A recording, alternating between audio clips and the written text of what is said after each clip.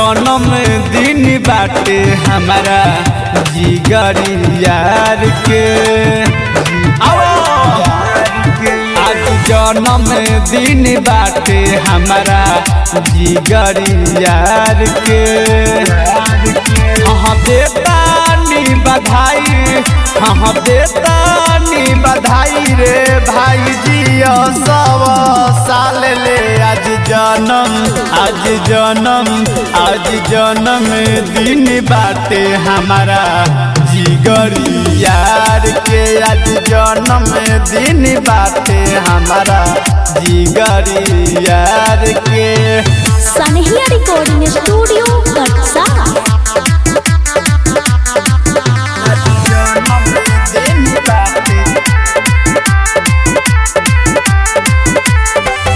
असही बनल रही हमनी के यारी, जरे वाला जरत रही तुझे न कबारी।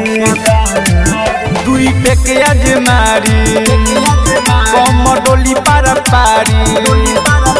हाँ केहू शरमाई, हाँ केहू शरमाई ना भाई ना चल जाई प्यार से। आज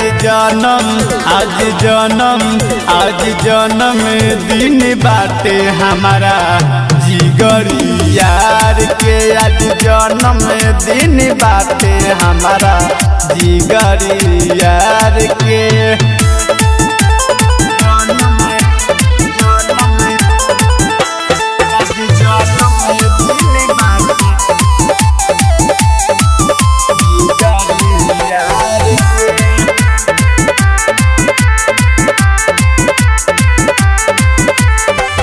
हमनी के साथ देखी फाटे लोग के छाती।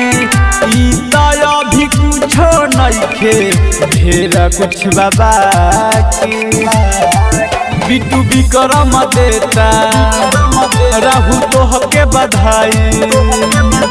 हाँ भरे बोतल पिया, हाँ भरे बोतल पिया।